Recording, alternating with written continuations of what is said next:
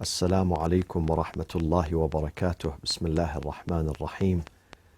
الحمد لله رب العالمين، والصلاة والسلام على سيدنا محمد وأهل بيته الطيبين الطاهرين. Al-Imam Al-Hassan ibn Ali was recognized and distinguished by two important traits. All his traits were excellent, but the most outstanding among them and the most recognizable among them were two: his forbearance and his generosity. I shared with you some aspects of his forbearance and forgiveness, pardoning his enemies, turning away from them. Al-Hilm. Now we come to the second one, which is Al-Karam, kindness and generosity, the offerings, the gifts that he gives to all people. He was named Kareemu Ahlulbayt. He's the most generous of the family of the Prophet. And generosity, my friends, it's not something that we can pretend to be. We can fake to look generous. It's not, believe me. Some people tried to fake it out, but they did it for a couple of days and then they went back to their original status, which is stinginess. Generosity runs in the DNA of the person, in his or her cells. It's uncontrollable. Generosity, when people give not for the sake of name. Nowadays, many, not all, many people would donate, give, contribute, so their names is mentioned. Haj Fulan and Haj Fulan paid this and that. Sometimes they pay $20, Canadian, Australian, American, 20 sterling pounds or euros, and then they want their name to be published worldwide. Some people maybe build an orphanage, a mosque, whatever, but they want their name to be there, their name to be put there at the top. This is not real generosity. Real generosity is when you give not in return for name or recognition or fame or to be a celebrity or for people to talk about that. Because you help for the sake of help, for the sake of rescuing and saving humanity. This is real generosity. You don't wait for return. When it comes to Imam Hasan alayhi salam, money notes, the currency, had really no value. For him, it had no value other than saving lives, other than making some people happy, other than saving them from starvation, from tragedies, from poverty, from deprivation. Otherwise, money had no value. In the eyes of Imam Hasan, it really had no value. He wouldn't care about money. And I've seen my friends in this our current life. There are some generous people that if he sleeps and next to him there are $10 million, he doesn't care. The following night, if he sleeps and there is zero balance, no money whatsoever next to him, he doesn't care. They are both the same. Having money and not having money, it's the same. Doesn't care. He doesn't care. He doesn't even count the money that he gives to the needy. He doesn't count the money. On the other side, there are some people who count the pennies. This is the difference. We have this and we have that. Imam Hasan was from the first group, that he would not even count the money. He would give countless. They said about him that he never said to a beggar, a sa'il, he never said in his life, La, no, I don't have, sorry. Again, this is not something easy. Sometimes a beggar comes, knocks at his door, and Imam doesn't have anything at home, but he will take from his family members and give it to this person. Remember, Imam Hasan was 5 years old when God sent chapter 76, Al-Insan, Surah Al-Dahr, in this book. In this book, وَيُطْعِمُونَ الطَّعَامَ عَلَى حُبِّهِ مِسْكِينًا وَيَتِيمًا وَأَسِيرًا إِنَّمَا نُطْعِمُكُمْ لِوَجْهِ اللَّهِ لَا نُرِيدُ مِنْكُمْ جَزَاءً وَلَا شُكُورًا. They give their food, their only bread that they have at home. They give it despite being hungry. It's their own food. They were fasting. They were about to break their fast. But they carried that food and they gave it to people that they don't even know. So he started his life with acts of generosity and kindness, with act of sacrifice. So he was asked one day, لِمَ لَمْ تَرُدَّ سَائِلًا? Why always when someone knocks at your door, you positively respond to them, you give them? Listen to the answer.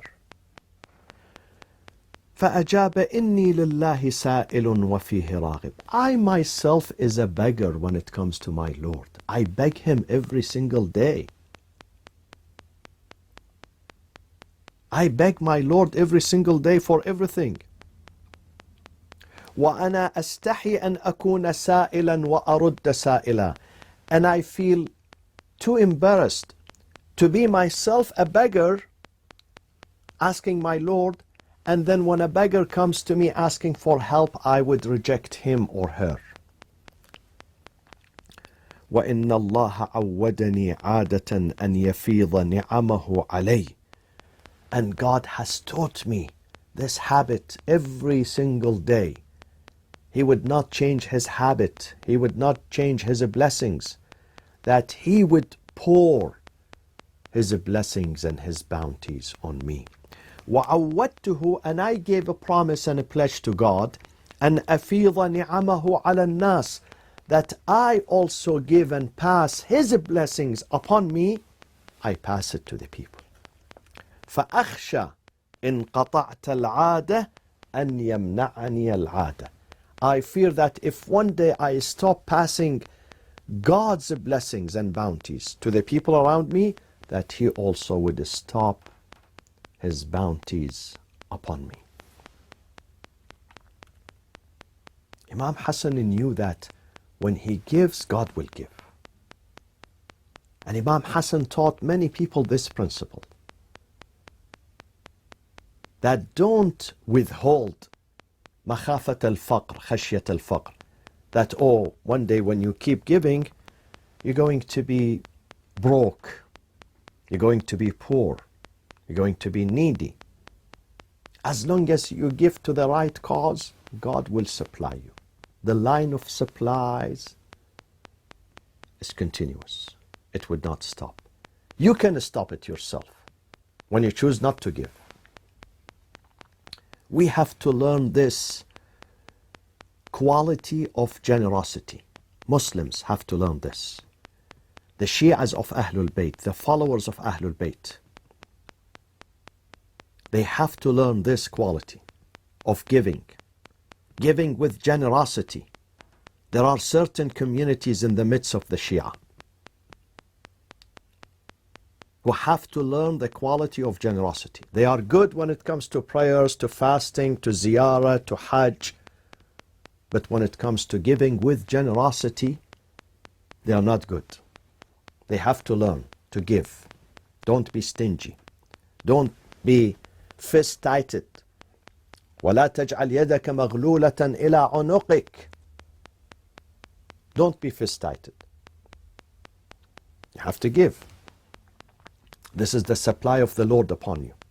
Especially when it comes to religion and religious and ethical and moral projects, you must give with generosity. Without the fear of, oh, I'm going to wake up one day having no money. God would not do that to you. Yes, if you spend your money on unworthy causes, when your son gets married, you are ready to spend $5 million. But when it comes to a religious cause, you are not willing to give $5 single. I know some communities who practice this. They don't enjoy this quality of generosity and kindness. They don't. It's in their blood, in their DNA. They have to change it. The new generation has to change it. Teach yourself to give with generosity. Don't give small amounts, because the supply would replace what you have given. وَمَا أَنفَقْتُم مِّن شَيْءٍ فَهُوَ يُخْلِفُهُ. This is a verse in the Quran. Whatever you spend on something worthy, God is going to replace it.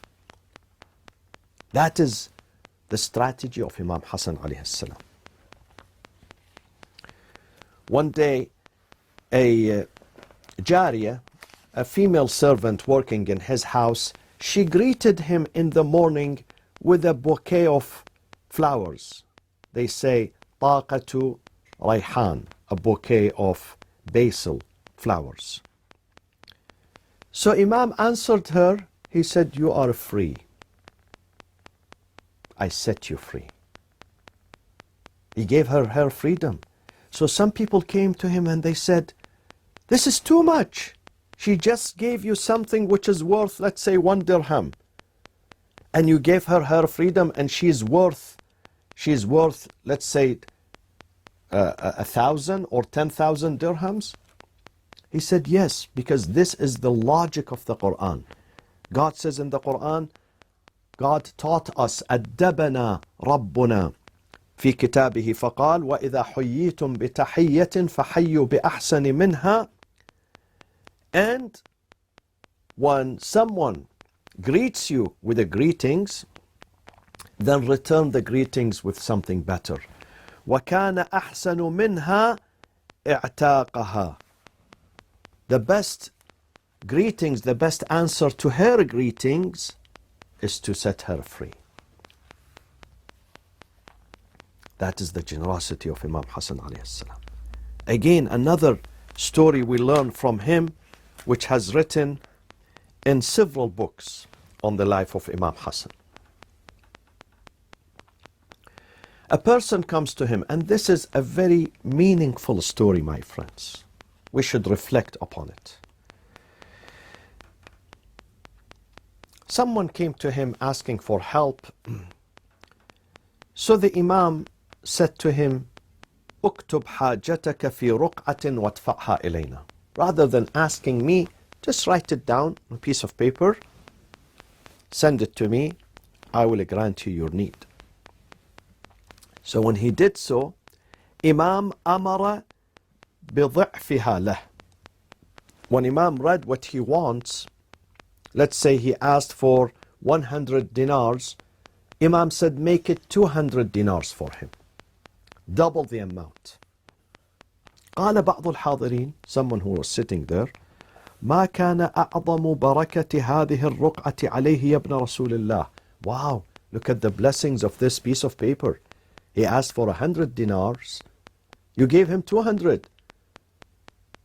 The blessing is a huge on this man. Listen to the answer. Of course, if the Imam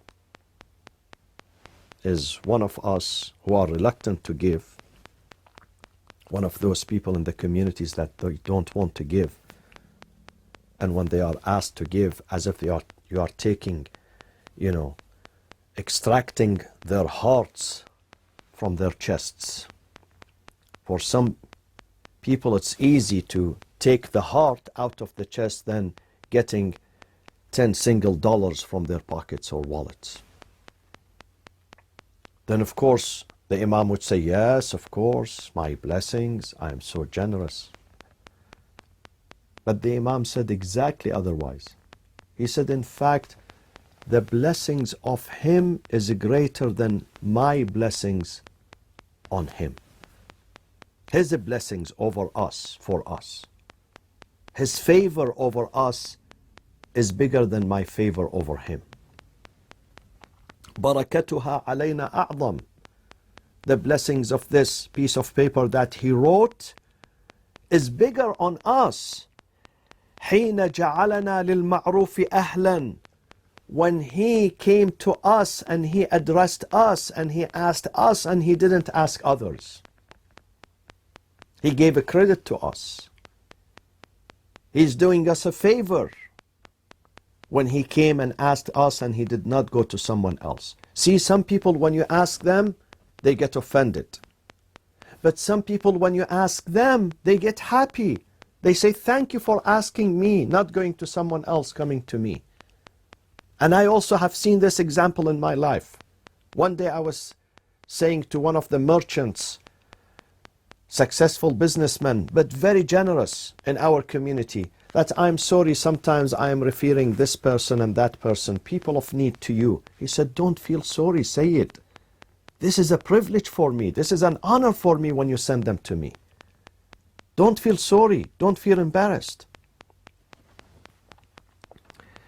أما علمت أن المعروف ما كان ابتداء من غير مسألة. Goodness, ma'roof, goodness, is when you initiate the giving. Before they ask you, you go to them and you give them. Before even they open their mouth. فأما ما أعطيته بعد مسألة فإنما أعطيته بما بذل لك من وجهه. But when he comes to you and he begs you and he asks you and he petitions to you for help, then he has spent something important. He has spent his honor and his dignity. He's using his honor and dignity to come to you and ask. And this is not easy. This is not easy. Goodness is when you go before he asks. Give him. Save him. Save him the pain of asking. For some people who are dignified inside, before they ask, they go through a tumultuous time, difficult time. They can't even sleep their nights when they are about to ask for some help. It's not easy for them, because they possess izzatun nafs, the dignity of the soul, the honor of the soul. Then Imam alayhi salam says, maybe this man who asked us, these are lessons, my friends, lessons. These are not just fairy tales or stories. These are lessons for us. So Imam said to his companions, عسى أن يكون بات ليلته متململا أرقا يميل بين الرأس والرجاء. Maybe this man, before he came to us, he spent a very difficult night last night, not knowing whether we would respond to him or reject him. And it happens to so many of us. When you are about to ask someone about something tomorrow morning, you may have a sleepless night. You don't know whether he's going to say yes or no, or let me think about this. It's not easy to ask. Believe me, I swear to God, the most difficult task in life is when you are in need, in desperate need of something, and then you are forced to ask people to help you. It's not easy. It's not easy at all. لا يعلم بما يرجع من حاجته. He doesn't know whether tomorrow he's going to be successful in his mission or he fails. People are going to repel him, ولا يحض على طعام المسكين أرأيت الذي يكذب بالدين فذلك الذي يدع اليتيم. Repels the orphan. He doesn't give him. It's very painful for the orphan, for the destitute when they are rejected. It's very, very painful. I remember a story of a friend of mine. He's generous. He's originally from the city of Basra, from a family of businessmen. At some point in his life, he was a refugee in another country. He needed money. He had a big family. He himself spent money on his relatives, on his extended family members, on his friends. Very generous person. But now, dunya has changed, and he made him in need of money. So he tells me, I went to a person asking him for some loan, thinking that that person who was a friend of me, and I did so much favor to him in the past, he will say, yes, sir, of course, anytime. To my shock, the answer was, let me think about it.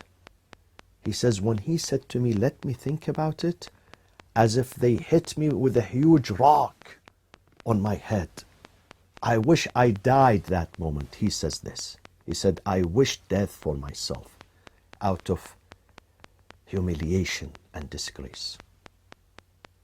So Imam Hasan says, you never know how he spent his night. أبكآبة أم بسرور? Was he depressed? Was he anticipating, success? فيأتيك وفرائصه ترتعد. Imam says that honorable man, when he comes and he has need, he comes when he was shivering out of embarrassment. وقلبه خائف يخفق فإن قضيت له حاجته فيما بذلك من وجهه فإن ذلك أعظم مما نال من معروفك. Then if you really fulfill the need for him without troubling him, without embarrassing him, then in fact you are the winner. You are the one who gained. You did not lose anything. That is the spirit of generosity with Imam Hasan. Kareemu Ahlulbayt, indeed, the most generous. The most generous, because money for him is nothing. Money for him is only papers to help the needy, to save their dignity, to save them from poverty, from hunger, and other types of needs. We ask Allah to bestow on us the character of karam, generosity. For the Kareem, the generous, قريب من Allah, close to his Lord. قريب من الناس, close to the people. And قريب من الجنة, close to paradise. The opposite of him, the stingy, the mean, بعيد من Allah, far away from God, far away from people, and he will be far away from paradise. Assalamu alaikum wa rahmatullahi wa barakatuh.